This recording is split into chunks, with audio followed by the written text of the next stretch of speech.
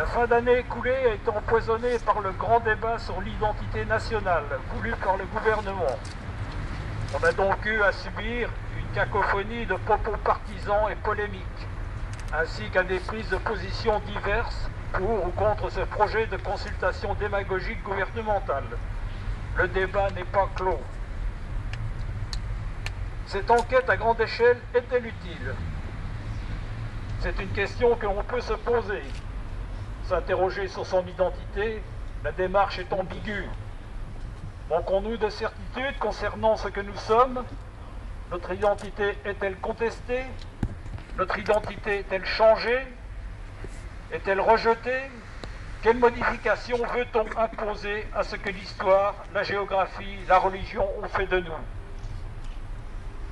Devons-nous, à notre époque, altérer ou supprimer nos traditions parce que de nouvelles populations occupent notre territoire, ou parce que l'histoire n'est plus enseignée et que l'on veut forger un nouvel homme, consommateur, sans âme et sans état d'âme?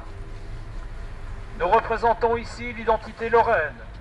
Il n'empêche que la plupart d'entre nous se reconnaissent français de cœur et d'état civil. Il y a même ici parmi nous des Lorrains qui ne renient pas leur origine corse, martiniquaise ou bretonne. Qu'est-ce qui nous rassemble sous le drapeau Trois-Alérions? Pourquoi revendiquons-nous notre identité lorraine?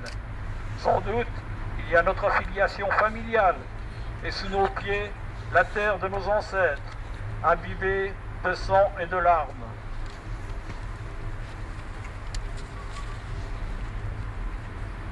Mais pour d'autres, il y a le fait de sentir du fond du cœur qu'ils sont du même peuple et d'une même communauté d'idées, d'intérêts, d'affections, de souvenirs, d'espérance et d'appartenance à un même destin.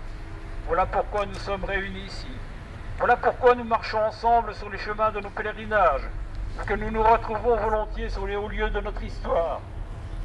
La Lorraine a été un peuple, une nation, un pays autrefois indépendant.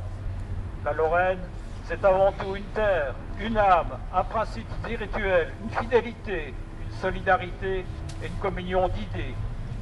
Nous avons un passé commun et une volonté de vivre ensemble sans rien renier de ce que nous sommes.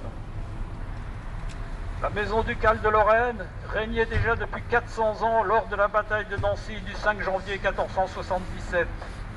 C'est à cette date, nous disent les historiens, que les Lorrains ont eu réellement conscience de leur identité. Ce sentiment s'est construit dans la lutte commune, dans les souffrances de la guerre Lorraine-Bourgogne. L'amour des Lorrains pour leur duc était fait à la fois de tendresse et de respect. C'est à partir de la date de 1477 que la Lorraine a été vraiment connue de toute l'Europe. On parlait alors avec enthousiasme de ce petit peuple contre lequel était venu se briser le grand-duc d'Occident. Après la victoire de Nancy, le nom de Lorraine allait de pair avec celui des plus grandes nations. La Lorraine d'alors a fait disparaître la Bourgogne, fortifié la France et changé la carte de l'Europe.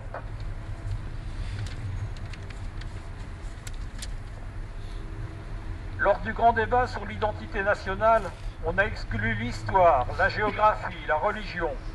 Pourtant, l'identité de la France débute bel et bien avec le baptême de Clovis en 496. Voilà que 1500 ans après se dressent, proches de nos clochers, des minarets étrangers, voire hostiles à notre civilisation. Les Suisses, descendants de ceux qui ont combattu avec René II contre la mainmise du téméraire sur la Lorraine, ont, par votation, refusé l'implantation de cette visibilité de l'islam en Helvétie. Désirant conserver leur identité, ils ont voté sans haine, sans crainte et démocratiquement contre l'implantation des minarets au cœur de l'Europe. Il faut respecter les sentiments des peuples. En 1766, quand on a dit à un vieux Lorrain fidèle qu'il fallait devenir français, le bonhomme a répondu en patois de son pays: « Je voulons demeurer ce que je somme », c'est-à-dire « Je veux demeurer ce que je suis ». Demeurons-nous aussi ce que nous sommes. À Nancy, le 10 mai 2001, à l'occasion de ces noces d'or, en l'église des Cordeliers, Le descendant direct de nos ducs de Lorraine, son Altesse l'archiduc Otto, nous a déclaré avec conviction: les Lorrains sont fidèles, l'histoire nous le prouve, je suis Lorrain. Soyons également à son image, fidèles et Lorrains. Vive la Lorraine!